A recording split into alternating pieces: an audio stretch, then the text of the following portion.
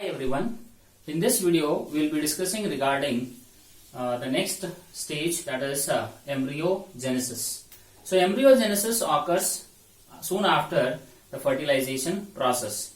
So embryogenesis refers to the process of formation of a multicellular embryo from a unicellular zygote.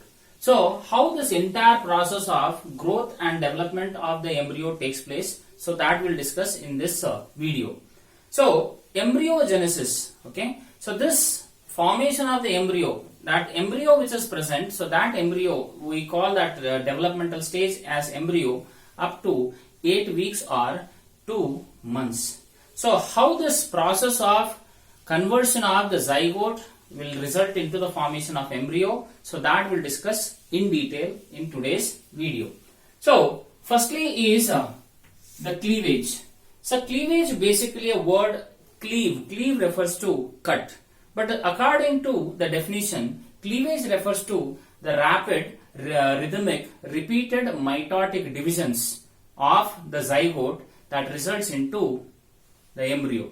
So that is rapid, rhythmic, mitotic divisions which occurs. So that initiation is what we call it as cleavage. So here one common thing what you have to remember is the zygote undergoes continuously only mitotic division but never meiotic divisions, and thus cleavage gets initiated by the help of the centriole that is called as proximal centriole. Remember, during the fertilization I have told you that fusion of male and female pronuclei is brought about by the formation of the spindle fibers by the proximal centriole. So the same centriole, proximal centriole, is also involved in the formation of the first cleave or cleavage. Now, what is the significance of cleavage? Why the cleavage has to occur? See, you can see that the first point is why the cleavage, what is the significance of cleavage is, first is size of the embryo doesn't increase. Remember, the entire zygote is being surrounded by non-cellular glycoprotein membrane that is called as zona pellucida. So this glycoprotein layer will not allow to increase in the size of the embryo. So that is, size of the embryo remains the same. It does not increase. Thereafter is, during this cleavage, increased synthesis of the DNA takes place, where the cell duplication continuously occurs, and thereby the DNA synthesis also takes place. Cleavage produces large number of cells. So as the cleavage is the rapid mitotic division, as the mitotic division occurs, the cell number goes on increasing. Thereafter is nucleocytoplasmic ratio remains constant, means whatever the cytoplasmic nature or content is present to that of the nucleus, so that remains always constant. So for every cell, equal distribution of the nucleus as well as the cytoplasm is being done during the cleavage process. Next is oxygen consumption starts increasing, because as the number of cells goes on increasing, so each and every cell require oxygen, so that oxygen consumption also increases. Cleavage results into two types of cells, that is, during the 8th celled stage there are two different types of cells are being formed. The smaller cells are called as micromeres and the larger cells are called as megameres. So that is, cleavage results into two types of cells. During this cleavage, the cell number increases, whereas the cell size decreases or it remains same. So cell number, as proliferation of the cells takes place, the cell number goes on increasing, but the cell size, what is there? Initially a zygote is a large single cell. So when it divides, so the size of the cell decreases. So subsequently when the division continues, the size of the cell goes on decreasing in its size. Thereafter is cleavage results in the formation of blastocele. So that is after the 16 cell stage. So there is a formation of the cavity in case of the embryonic development. So that cavity which is being formed, that is called as blastocele. So these are the various of the significances which are being present in case of the cleavage. So this is why the cleavage is very, very important, as it brings a lot of changes in case of the initial development of the embryo. Right.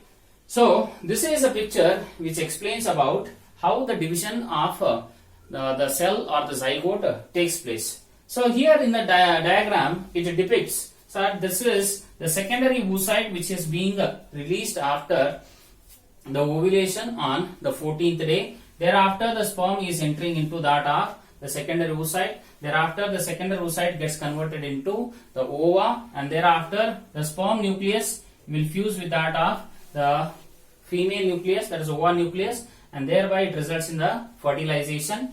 And once the fertilization occurs, then there is a formation of this large single cell, so that is called as a zygote, where the zygote is diploid in nature, which consists of 46 chromosomes.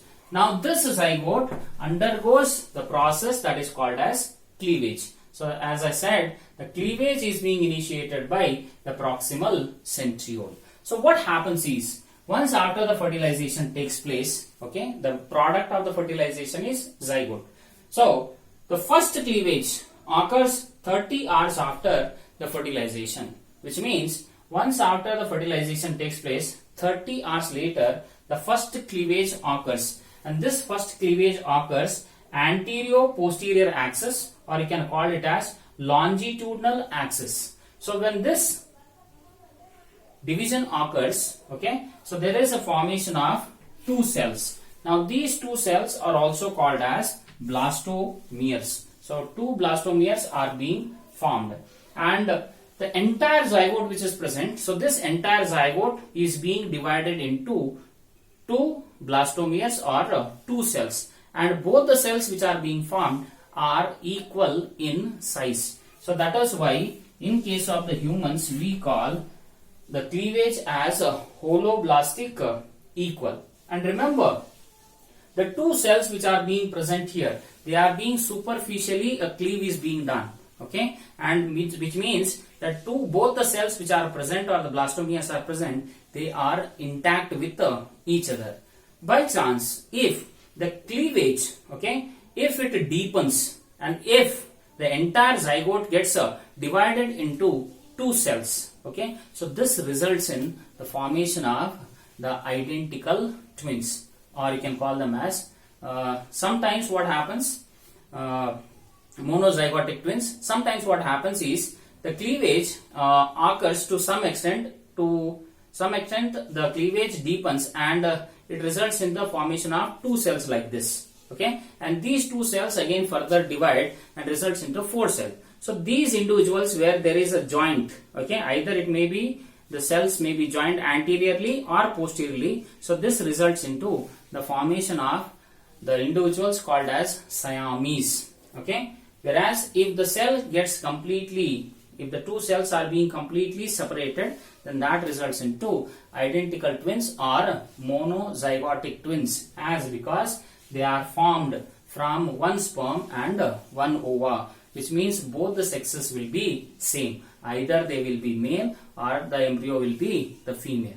Whereas in case of the non-fraternal, in case of the fraternal twins or dizygotic twins, two different ovas are being fused with two different sperms. So that result into fraternal twins, right? So this first cleavage occurs 30 hours after fertilization, resulting in the formation of two cells or blastomeres, okay? So that is the first cleavage.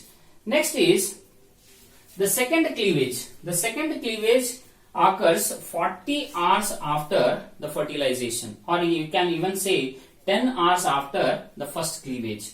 So this second cleavage, okay, initially, okay, it results into formation of three cells, okay. See, this is two cells are there, and initially there is a transitory stage where there will be presence of three cells.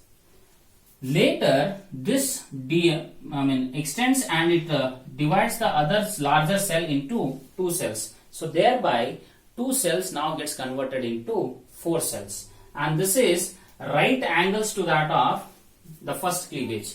where I said first cleavage is anterior-posterior or longitudinal, whereas the second cleavage is right angles or perpendicular to that of the first cleavage, which results into formation of 4 cells.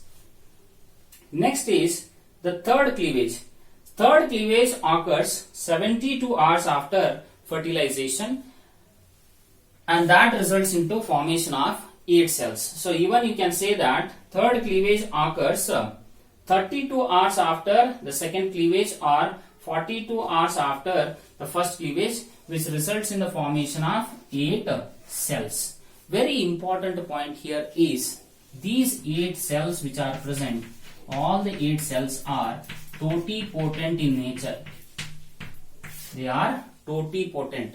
So generally you might have learnt stem cells. Basically we have unipotent, pluripotent, totipotent. So this totipotent cells which are present, so these 8 cells are having the ability that if all the 8 cells, if they get separated, then that may result in the formation of 8 individuals or 8 embryos. Okay, so that is totipotency. And all the 8 cells which are present are formed. See, these 8 cells are attached with each other very tightly by a specialized protein called as cadherin. So these cadherins are the proteins which hold these blastomeres very tightly attached with each other, which are being facilitated even by the tight junctions as well as the adhering junctions. So that is third cleavage. And next cleavage, what is there? Fourth cleavage, fifth subsequent cleavages which are there. So they occur very fast when compared to that of the first and second cleavages. Now what happens during after the 8 cell stage? After the 8 cell stage, there is the cells which are being present. So these cells starts undergoing some morphological changes, as well as the cell to cell adhesion becomes very much tighter. That is by the help of the cadherin proteins. Next is, so this third cleavage which results in the 8 cells. So this occurs on an average on the third day. Fourth cells will occur generally on the second day. So next what happens on the fourth day is these 8 cells present will divide again mitotically and gives rise to the next, that is the 16th cell. Okay. So here what happens before it reaches to that of the 16 cells, the 8 cells which are being present. So these 8 cells are some of them cells, some 4 cells are smaller in size and some 4 cells are larger in size, which means outer layer of cells which are present, they are smaller in size, and inner layer of cells which are there, so those are larger in size. So thereafter 8 cell further divides and results in the formation of the 16 cells. Now in case of the 16 cells, okay, outer layer of the cells which are present, so these outer layer of the cells further in the next stage, so they will form the trophoblast. Outer layer will give rise to the trophoblast and inner layer gives rise to the inner cell mass. Now the embryo which consists of 16 cells or 20 cells, so this embryo is being referred to as morula. It is referred as morula. So morula, the word morula is being given because this morula appears to be a fruit like, that is called as mulberry, thereby the name morula. And here what you can see is the embryo now starts moving towards that of, it starts sloping down towards that of the uterine region, and that generally the morula stage generally occurs on the 4th day, that is day 4. Next, the 16th cell stage undergoes certain changes. So those changes results in the formation of the large empty cavity, and that which is being formed is called as blastocele. So this blastocele is being formed on day 5th, and now the embryo is called as blastula. Embryo is called blastula, and the human blastula is called as blastocyst. It is called as blastocyst. So this entire blastocyst, if we magnify,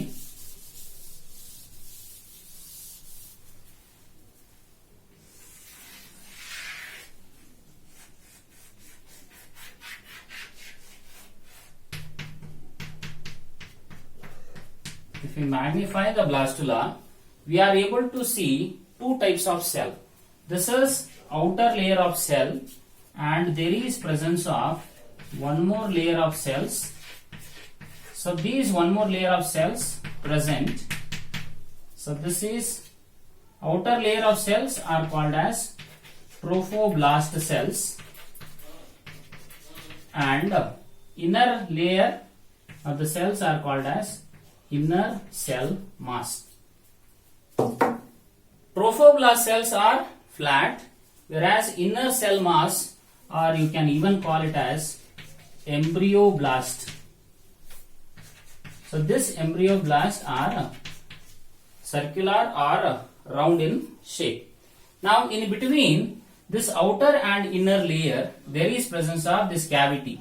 So this large cavity present is called as blastocoel, and the cells which are being surrounding the blastocoel, so that forms blastoderm. So what is present in that of the blastocoel?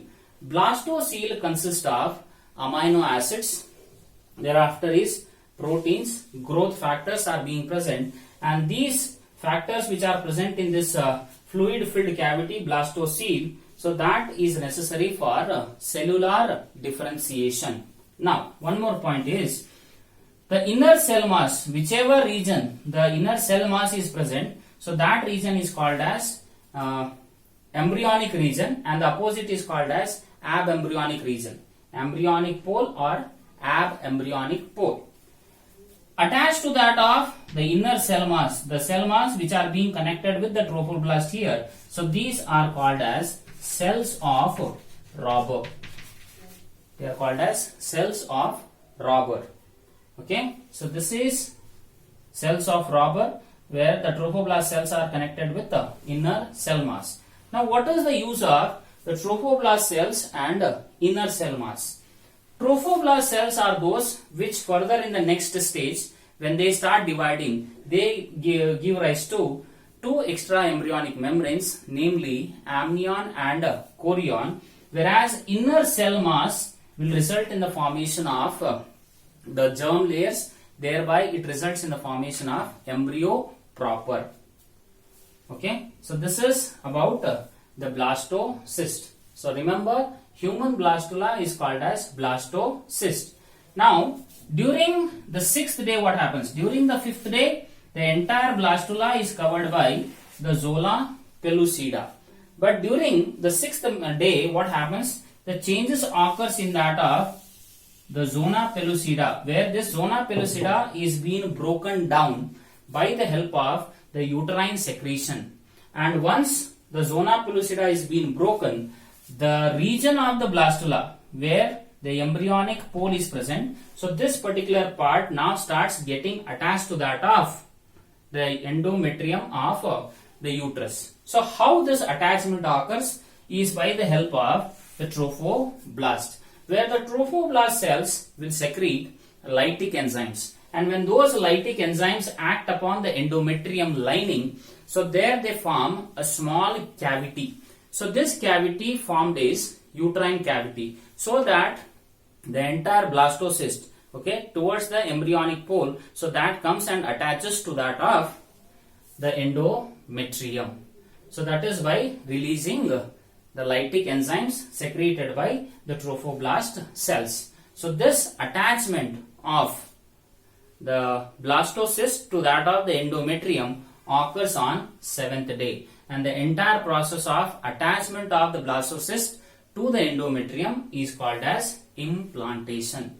So this is the initial development of the embryo, where a single celled zygote will divide into 2 cells, 4 cell, 8 cell, 16, 32. Okay, and here the changes is what you can see is the zona pellucida is being present, and remember the function of this particular zona pellucida is it prevents attachment of the blastula to an abnormal site.